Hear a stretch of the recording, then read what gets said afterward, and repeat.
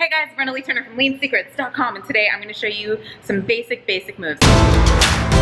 And let's get started with the deadlift. So with the deadlift, we're going to do an over-underhand grip. That means one hand is under, one hand is over. The reason we do that is for better support and to make sure that the bar goes down evenly. It feels more comfortable. That's just the way I prefer to do it. You don't have to do an over-underhand grip, but that's what I recommend, that's what I prefer. There's different types of deadlifts. So there's a straight leg deadlift. Straight leg deadlift is gonna be more for your hamstrings. And with the straight leg deadlift, we're gonna start with a straight body, and we're just hinging at the hips. What we're not gonna do, what we're gonna avoid is this motion. The first mistake I always see with a deadlift is this.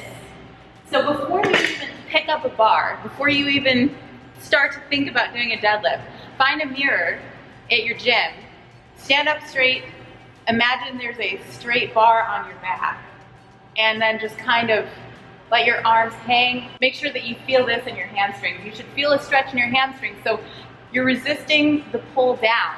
Let me step over here so you can see me. You're resisting the pull down.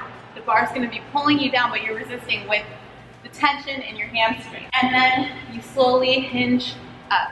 So even right now, if you stand up and put your hand on the part where your hamstring meets your glute, and you slowly hinge down, and then put your hand there and feel what happens when you squeeze up.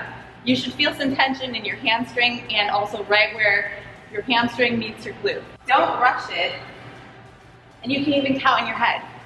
3, 2, 1, and then pulling up kind of quickly. What you don't want to do ever with any kind of compound movement that involves weights, like deadlifts and squats and lunges, you don't have to rush through them unless you're doing just your body weight. I'm going to show you guys the kind of deadlift that I prefer to do. My hips are pretty wide, so with my deadlifts, I like to take a wider stance.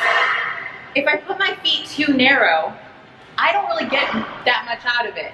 So what I really prefer to do is, some people call these sumo deadlifts. It's still a deadlift, but what I like to do is put my feet pretty wide. Again, keeping with that whole straight line thing, I'm not gonna round my back out, but I'm just gonna pretend like I'm setting something down, and then I'm gonna pick it up. This is just like anything. If you have groceries, if you have a kid, if you have a basket of laundry, you would set it down with a straight back, and then pick it up. And on the top, it's really important to squeeze right there. Put your mind to your muscle, not doing this. So that's another thing I see. That's a big problem, is people going way too heavy.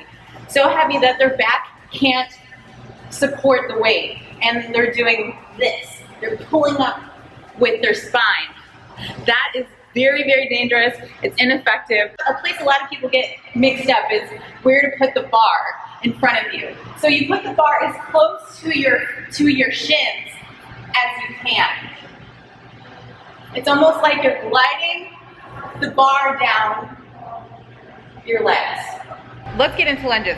First of all, the common mistakes I see with the lunge is this.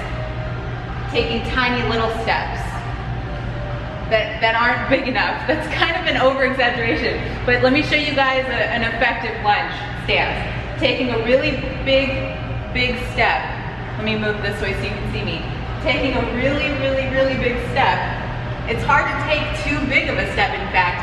Step forward as far as you can.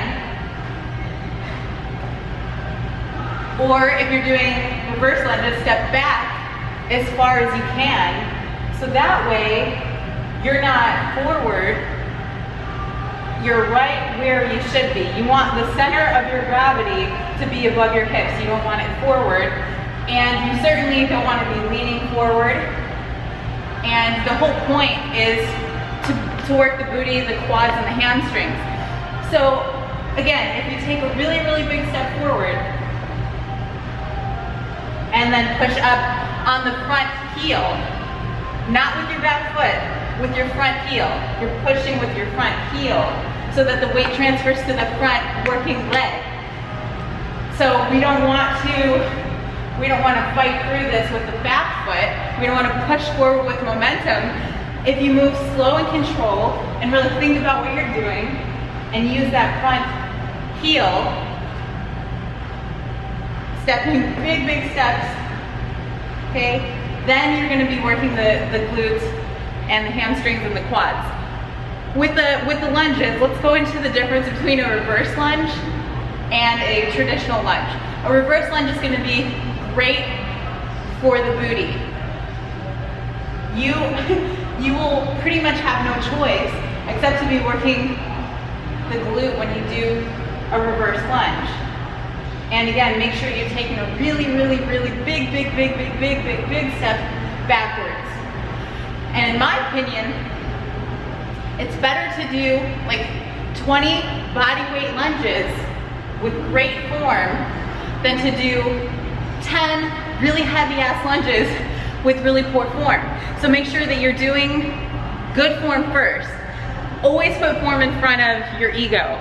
A lot of the times it's really tempting to put on the heavy barbell or dumbbell and power through a workout to feel stronger, but it's really important to just use your body weight, use good form, that's first and foremost. All right guys, that's gonna do it for today's video. Hopefully this helped you. If you need any more information about fat loss, nutrition, you can go to leansecrets.com and I will see you in the next video.